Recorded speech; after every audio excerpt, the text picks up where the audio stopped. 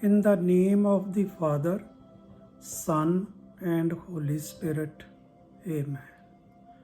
मेरे सभी सुनने वाले बहन भाइयों, आज के प्रभु के शब्द अपनी ज़िंदगी में ग्रहण करो और प्रभु जी का अनुग्रह प्राप्त करो। सब तो पहला असी जॉन फस्ट द फस्ट पवित्र शास्त्र दे विचों पढ़ांगे।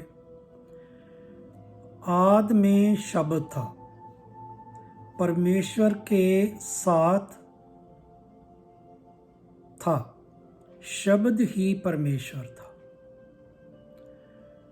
अज असी इत्थे गल करना चाहुंदे इस विषय के उत्ते कि जो कुछ भी परमात्मा ने रचना रची, जो कुछ तुसीं देखदे जे धरती, स्वर्ग, आकाश, पानी, ये जीव जंतु, पक्षी, तुहाडी और मेरी, ये परमात्मा ने किस तरह रचना रची? सिर्फ ते सिर्फ अपने शब्दां दे नाल बोल के।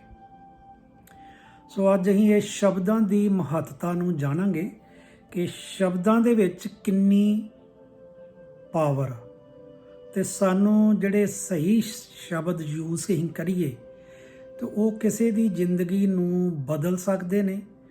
ਅਗਰ ਅਸੀਂ ਗੁੱਸੇ ਦੇ ਵਿੱਚ ਆ ਕੇ ਕੋਈ ਗਲਤ ਸ਼ਬਦ ਕਹੀਏ ਤਾਂ ਉਹ ਉਹਦੀ ਜ਼ਿੰਦਗੀ ਨੂੰ ਬਰਬਾਦ ਵੀ ਕਰ ਸਕਦੇ ਨੇ। ਇਸ ਕਰਕੇ ਸਾਰਾ ਜਿਹੜਾ ਉਹ ਸਾਨੂੰ ਆਪਣਾ ਧਿਆਨ ਆਪਣੇ ਸ਼ਬਦਾਂ ਤੇ ਦੇਣਾ ਚਾਹੀਦਾ, ਕਿਉਂਕਿ ਸ਼ਬਦ ਜਿਹੜੇ ਨੇ ਬਹੁਤ ਪਾਵਰਫੁਲ ਨੇ।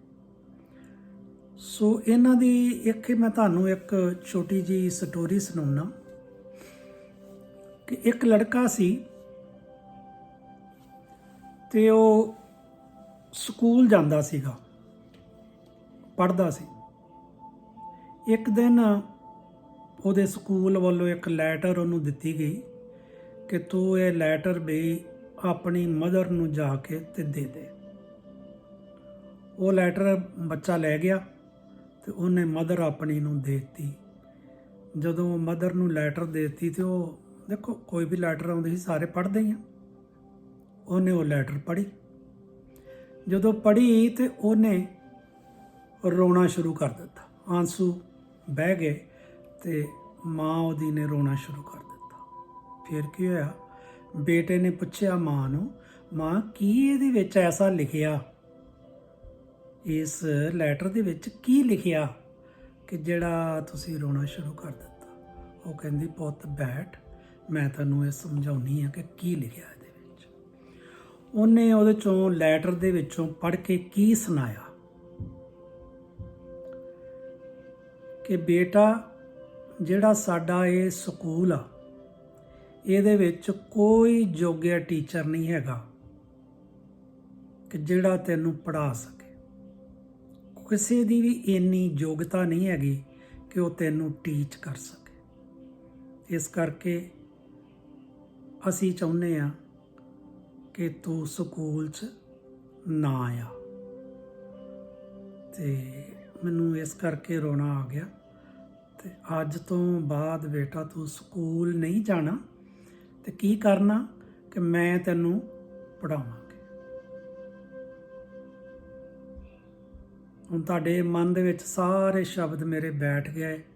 ਲੈਟਰ ਆਈ, ਲੈਟਰ ਪੜ੍ਹੀ ਗਈ ਤੇ ਮਾਂ ਨੇ ਉਹਨੂੰ ਕੀ ਕਿਹਾ ਤੇ ਉਹ ਹੋਇਆ ਕਿ ਜਦੋਂ ਮਾਂ ਨੇ ਉਹਨੂੰ ਪੜ੍ਹਾਉਣਾ ਸ਼ੁਰੂ ਕੀਤਾ ਤਾਂ ਉਦੋਂ ਬਾਅਦ ਉਹ ਜ਼ਿੰਦਗੀ ਦੇ ਵਿੱਚ ਸਾਇੰਟਿਸਟ ਬਣ ਗਿਆ।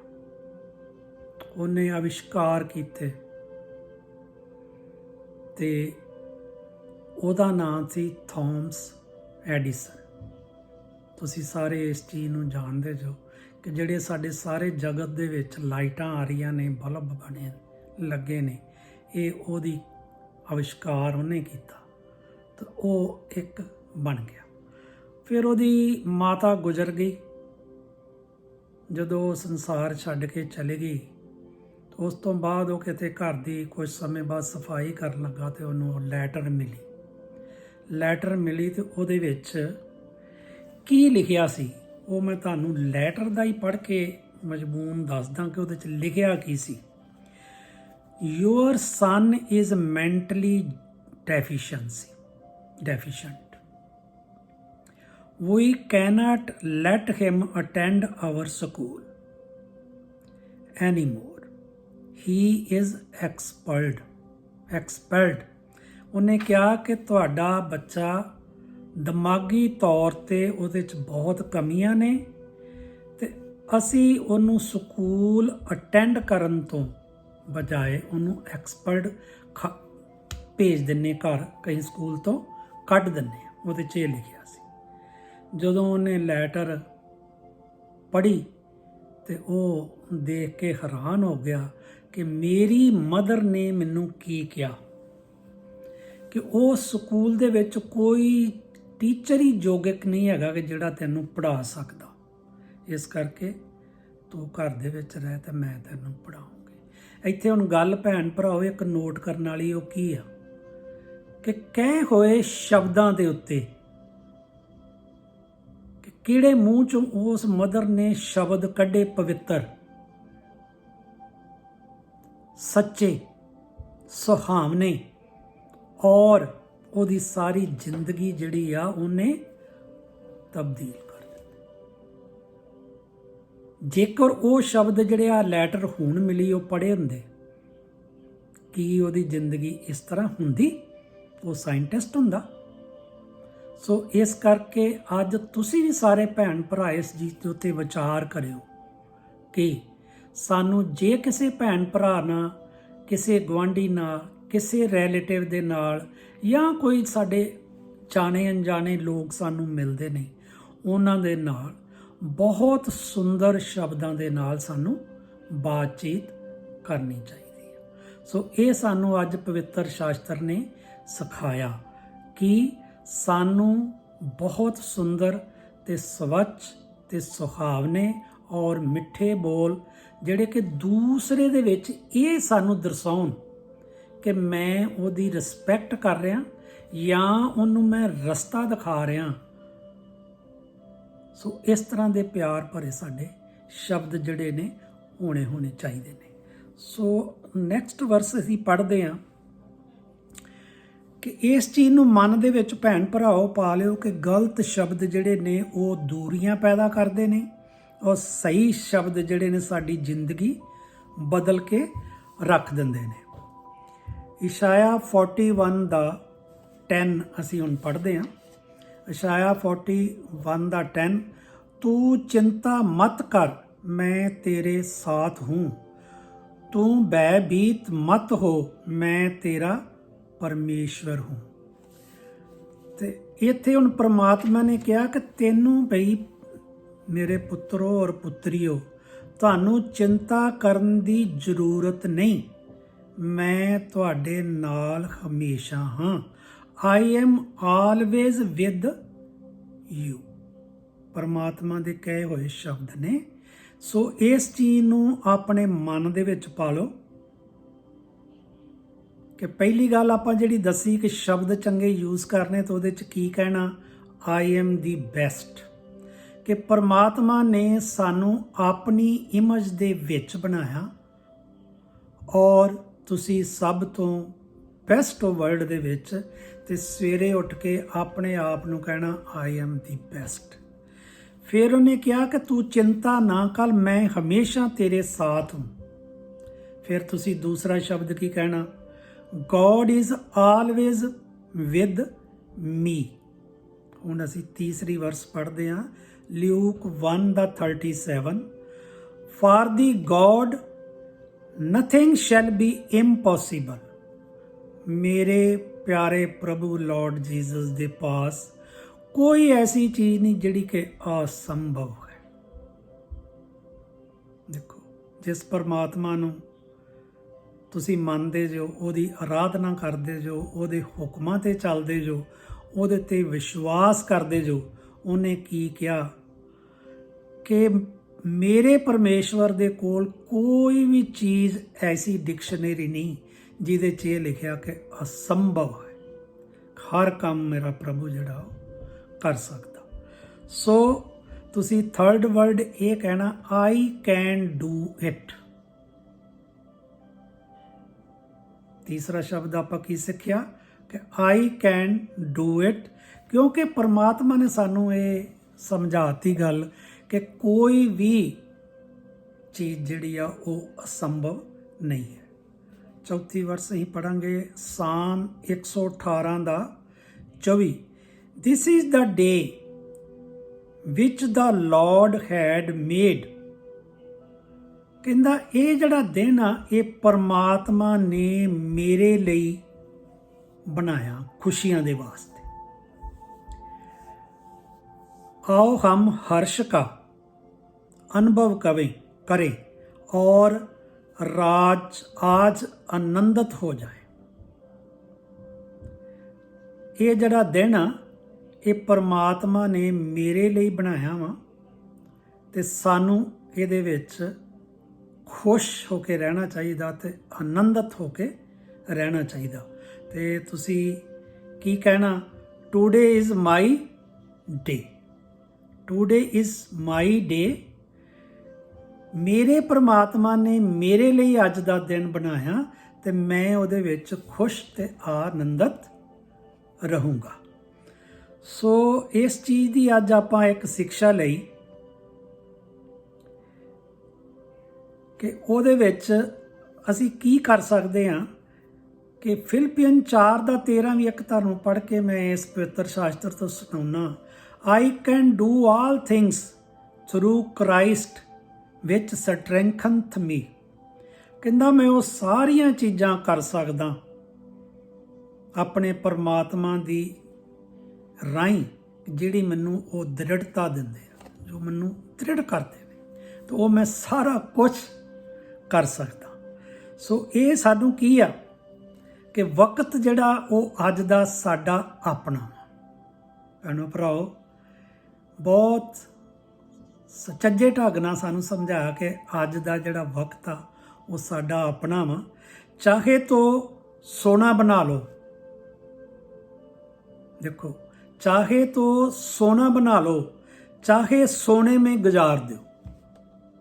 हुण तुहाडे ते निर्भर करदा तुसी की डिसीजन लैंदे जो कि तुसी अज दे दिन नूं सोना बनाउंदे जो कि इहनूं सौं के गुजार दिंदे जो।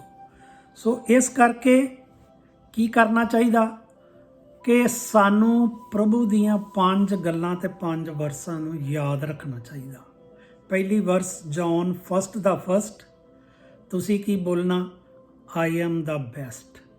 दूसरी वर्स इशाया 41:10 तुसी की कहना, God is always with me. Third is Philippians 4:13 I can do all the things. I can do all the things. Fourth is Luke 1:37. I am the winner. For the God nothing shall be impossible. परंतु परमेश्वर ਲਈ कुछ भी असंभव नहीं है। So fifth is Psalm 1:8-24. This is the day which is the Lord had made for me. ਸੋ ਇਸ ਚੀਜ਼ ਨੂੰ ਆਪਾਂ ਨੇ 5 ਚੀਜ਼ਾਂ ਗੱਲ ਰੱਖਣੀਆਂ ਯਾਦ, ਤੇ ਬਾਅਦ ਦੇ ਵਿੱਚ ਉਹਨੇ ਇਹੀ ਗੱਲ ਦੱਸੀ ਆ ਮੋਰਲ, ਚਾਹੇ ਤੋ ਸੋਨਾ ਬਣਾ ਲਓ, ਚਾਹੇ ਤੋ ਸੋਨੇ में गुजार ਦਿਓ। In all circumstances we should give thanks to the God, for this is the will of God in Christ Jesus for you. हर परिस्थिति में परमेश्वर का धन्यवाद करो। किस गल दा कि परमात्मा ने सानू अज की सिखाया कि जदों भी याद रखना उदों ये गल कहनी आ कि मैं सब तो वधिया आदमी हाँ ते मेरा पिता मेरे नाल हमेशा, ते मैं अपने पिता दे विच हो के या पिता नूं विच रख के सब कुछ कर सकदा। ते आई एम द विनर कि मेरे परमात्मा की डिक्शनरी कोई असंभव शब्द नहीं हैगा, ते मैं ही एक जेतू हाँ। फिर कहना अज का दिन जिहड़ा वा वो परमात्मा ने मेरे लिए ਬਣਾਇਆ। ਸੋ ਇਹਨਾਂ ਸ਼ਬਦਾਂ ਦੇ ਨਾਲ ਮੈਂ ਅੱਜ ਤੁਹਾਨੂੰ 5 ਸ਼ਬਦ 5 ਹੀ ਦਸੀਆਂ ਨੇ, ਤੇ ਉਹਦੇ ਵਿੱਚ ਰਹਿ ਕੇ ਪ੍ਰਭੂ ਦੇ ਨਾਲ ਹਮੇਸ਼ਾ ਆਪਾਂ ਰਹਿਣਾ ਵਾ। ਸੋ ਮੈਂ ਸਾਰਿਆਂ ਭੈਣ ਭਰਾਵਾਂ ਦੇ ਲਈ ਪ੍ਰਾਰਥਨਾ ਕਰਦਾ। In the name of the father, son and holy spirit, amen. ਪ੍ਰਭੂ ਯਿਸੂ, ਮੇਰੇ ਸੁਣਨ ਵਾਲੇ ਭੈਣ ਭਰਾਵਾਂ ਨੂੰ ਸਾਰਿਆਂ ਨੂੰ ਮੈਂ ਤੁਹਾਡੇ ਪਵਿੱਤਰ ਬਲੱਡ ਦੇ ਨਾਲ ਕਵਰ ਕਰਦਾ। ਇਹਨਾਂ ਸਾਰਿਆਂ ਭੈਣ ਭਰਾਵਾਂ ਦੇ ਸਰੀਰਾਂ 'ਚੋਂ ਜੋ ਵੀ ਕਮੀਆਂ ਨੇ ਪ੍ਰਭੂ ਯਿਸੂ, ਮੈਂ ਉਹਨਾਂ ਨੂੰ ਦੂਰ ਕਰਦਾ। ਔਰ ਇਹਨਾਂ ਦੇ ਘਰਾਂ ਵਿੱਚ ਕਿਤੇ ਕੋਈ ਸੈਟਰਨ ਪਾਵਰ ਕੰਮ ਕਰਦੀ ਤਾਂ ਉਹਨੂੰ ਦੂਰ ਕਰਦਾ। ਔਰ ਪ੍ਰਭੂ ਯਿਸੂ, ਇਹਨਾਂ ਭੈਣ ਭਰਾਵਾਂ ਦੇ ਕਿਤੇ ਕਾਰੋਬਾਰ ਦੇ ਵਿੱਚ ਕੋਈ ਕਮੀ ਆ, ਉਤੋਂ ਮੈਂ ਤੁਹਾਡੀ ਪ੍ਰਭੂ ਯਿਸੂ ਸਾਰੀਆਂ ਕਮੀਆਂ ਨੂੰ ਦੂਰ ਕਰਕੇ ਪ੍ਰਭੂ ਯਿਸੂ ਦੇ ਨਾਂ 'ਚ ਦੂਰ ਕਰਦਾ। ਤੇ ਪ੍ਰਭੂ ਜੀ, ਤੁਹਾਡੀ ਪਵਿੱਤਰ ਆਤਮਾ ਦਾ ਹਰ ਜਗ੍ਹਾ, ਹਰ ਪ੍ਰਾਣੀ ਦੇ ਹਿਰਦੇ ਵਿੱਚ ਵਾਸ ਕਰਾਉਣਾ ਪ੍ਰਭੂ ਯਿਸੂ ਦੇ ਨਾਂ 'ਚ। ਇਹ ਮੇਰੀਆਂ ਸਾਰੀਆਂ ਪ੍ਰਾਰਥਨਾ ਪਿਤਾ, ਪੁੱਤਰ ਤੇ ਪਵਿੱਤਰ ਆਤਮਾ ਸੁਣੋ ਤੇ ਕਬੂਲ ਕਰੋ। ਪ੍ਰਭੂ ਯਿਸੂ ਦੇ ਨਾਂ 'ਚ ਅਸੀਂ ਮੰਗਦੇ ਹਾਂ, आमेन। हे स्वर्गीय पिता, जैसे आपकी इच्छा स्वर्ग में पूरी होती हो, धरती पर भी हो। आपका राज आए, हमें दिन भर की रोटी दिया करे। आप ही हमारे जीवन की रोटी और बल हो। जैसे हम अपने अपराधियों को क्षमा करते हैं, आप भी हमारे अपराधों को क्षमा कीजिए। किसी परीक्षा में मत डालिए, सब बुराइयों से बचा के रखें। जे सारा जलाल और पराक्रम हमेशा हमेशा के लिए आपका है। In the name of the Father, Son and Holy Spirit, amen. God bless you, my sister and brothers. God is peace with you. Thank you, thank you, thank you. Praise the Lord, praise the Lord. Hallelujah.